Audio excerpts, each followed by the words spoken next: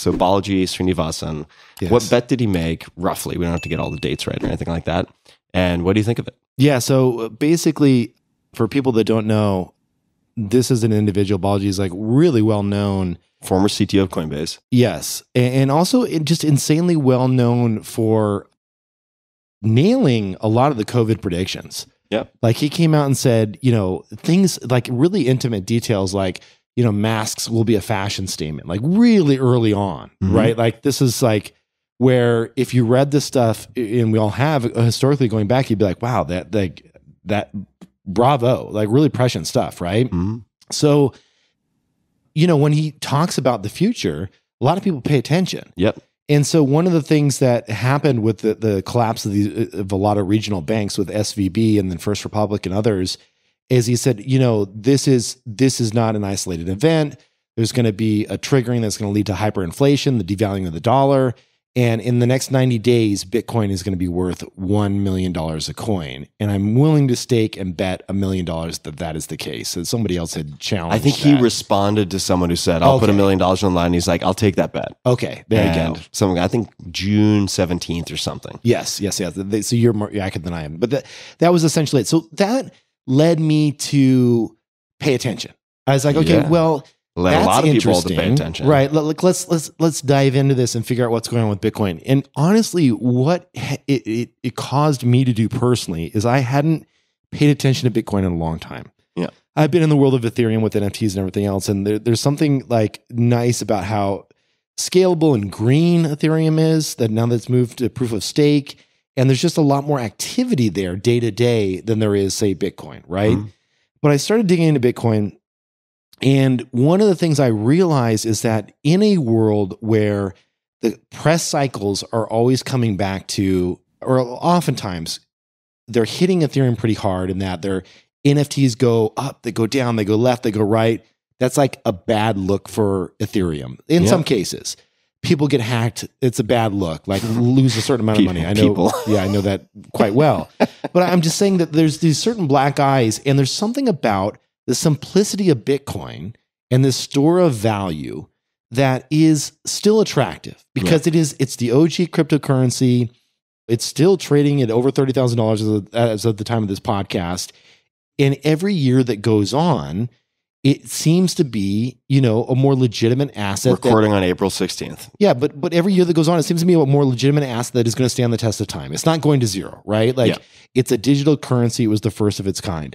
So, I started playing around with some of the layer 2 that's built on top of that with the Lightning Network, and noticed that some of the pain points have been smoothed down a little bit. And then I realized one thing that caught me, where I was like, you know what? Can you explain to people who don't know what that is? So Bitcoin is notorious for being just a very low transaction per second blockchain. So if you threw, like, say, the Visa scale at it, like how many times a Visa card gets swiped every day, it wouldn't even, it's laughable. It's like they can do, singular low double digit transactions per second, whereas Visa can do, 40,000 plus or whatever it may be. These are rough estimates, but you get what I'm saying. It's along those orders of magnitude. So Bitcoin had to figure out a solution that would help it scale that infrastructure so that more payments could happen. Yep. And so they created a layer 2 that kind of sits on top of it, that still has it resolves back to the main coin. So it has the security and safety of Bitcoin. It's much how Ethereum is scaling right now with some of the layer 2 networks that sit on top of it. So their main one is called Lightning. It's the Lightning Network.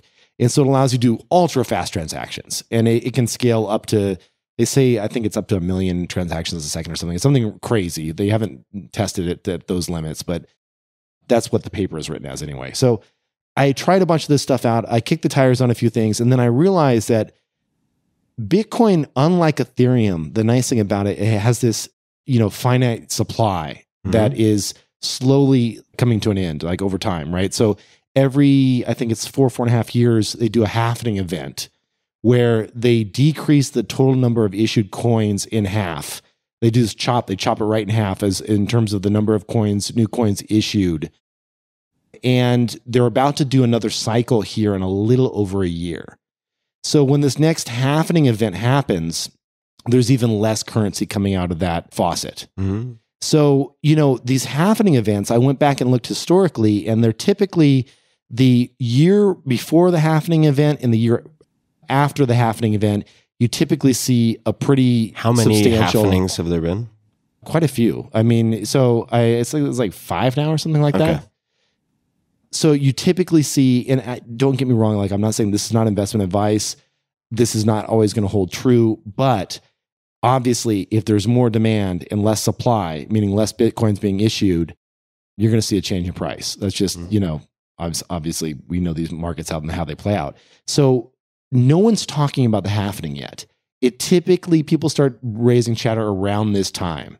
Mm-hmm. And so when every single other time when a halving events start to happen and the chatter starts to spin up, the price has always gone up. And I've watched this happen time and time again. So for me, I was like, you know what? Classic cryptocurrency. I hate that it's not green. That kills me. I'm happy that more mining services are going green and they're moving to cheaper energy sources, which are typically by like thermodynamic and a bunch of the nuclear energy, but they try to wind.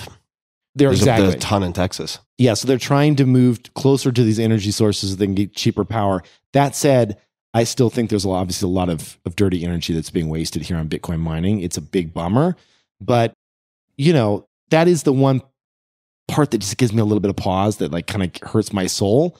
But I did, purchase a little position there because I do like it, especially in times where we see the devaluing of the dollar. We see Russia and China buying more gold. Mm-hmm. And I'm just like, I want a nice hedge that's decoupled from the dollar, that's sitting out there that, I'm not saying it should be a big double-digit percentage of your overall, asset allocation. But for me personally, I don't mind having a little of that parked and set on the side. So maybe you could repeat for the audience what you said to me. This is a while back, but when we were talking about this, we were talking about what might happen if the dollar is just massively devalued, or if we experience hyper inflation. Right? Yeah. We're like carting around dollar bills and wheelbarrows to buy, a Kit Kat at the local 7-Eleven. Well, you and I were talking about this, and we were like, "Oh, this crazy bet happened." This was probably like maybe a month ago or something. Yeah. And we're like, "This crazy bet happened. It's $1 million, and what if Bitcoin goes to $1 million?" And I was like, "Well, wait a second. Like, if Bitcoin goes to $1 million and there's hyperinflation, then $1 million is worth like," and you said, "Yeah, like the price of a sandwich or something like that." Yeah. And I was like, "Yeah." So it doesn't really matter. Like, Bitcoin's a hard one because when you traditionally think about currencies, you always think of them pegged to somebody else's GDP, right? So you think of the pound being pegged to, what's going on in the UK. And it's like, what do you peg Bitcoin to? Yeah. Well, also, like, there's the question of like, what is its value in the absence of a reliable peg? Right. Exactly. That's a better question. Yes. I mean, this is to be clear. I'm sure the maxis are going to just have a field day with this one, but there are some people I respect and admire among that crowd, but there are also a lot of very aggressive sort of religious fundamentalists in there, which I prefer not to spend so much time with. But there are a bunch of questions that I have, which I don't have great answers to, but they're just questions. One would be what you just described, right? It's like, okay, well, if the dollar experiences this massive hyperinflation, how does one establish the value of Bitcoin for the exchange of services or goods? Right. Right. The second, I think, is, for me, what happens in a place like Europe? What happens in a place like Japan? What happens in a place like fill in the blank if the US collapses? Right. So where is the sort of currency safe haven? Right. If there is one. Well, and then the next question is, if things were to get that bad, and it doesn't even need to be, if we assume for the moment that the rise in Bitcoin price to, let's just say, Balaji's bet of $1 million is predicated on a similar increase in hyperinflation for the dollar, right, which would just not be sustainable, right? The whole country just blows to pieces. Do you not have more pressing problems than Bitcoin? Right. Like, are you going to be able to get on your United flight to escape the US to fill in the blank location? You're going to have such a series of questions that are more fundamental, perhaps, than money, that if you think that is a likely outcome, you should be in full blown advanced prepper mode right now. Right. Well, the question I guess I think I have is like, are the rails in place for the preppers to get into Bitcoin? Because if something happens where we see this massive, or the Bitcoiners to get into prepping properly.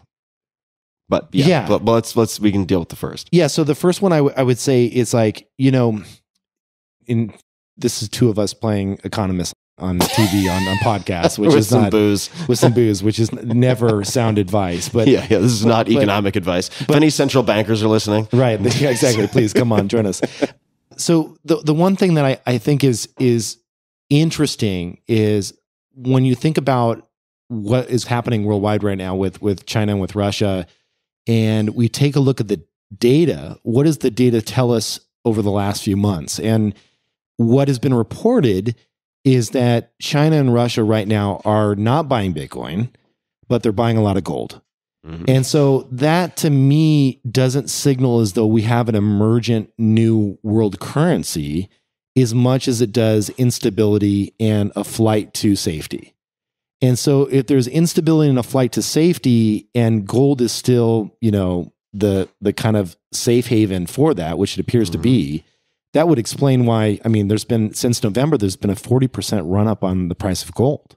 Yeah. And so, I don't know that Bitcoin is that safe haven, but there's one chart, there's one graphic that blew my mind and it made me rethink everything. And that is when the day that SVB came out and said, we're potentially insolvent and all the regional banks took a hit. Yep. There was a screenshot. Did you see the screenshot? Do you know what I'm about to talk about? There was a screenshot where someone saved to their iPhone all the regional banks, all the major banks even as well. And it was a list of all of them in the stocks app, right? You know how you can list them it just goes down the screen. It's like negative 20%, negative 15%, negative 30%, like just going down the screen. Yeah. It was just like FRB was like negative 60 or something. It was just bloody all the way down. And then there was two at the top. And it was Bitcoin and Ethereum, and they were both green, like heavy green. And that was the first time where I was like, oh shit. Because every single time there has always been, at least, and this is someone's observational data, like I'm just like, from what I can recall, the market has been more or less tightly coupled with Bitcoin and Ethereum. Like the market's down. Super tightly coupled. If the market's down, they're down, right? Because it's a speculative asset. And when people start to feel their pocketbooks hurting, they pull out of cryptocurrency. This was the first time where I was like, oh shit, some people are moving into cryptocurrency as the banks start to collapse.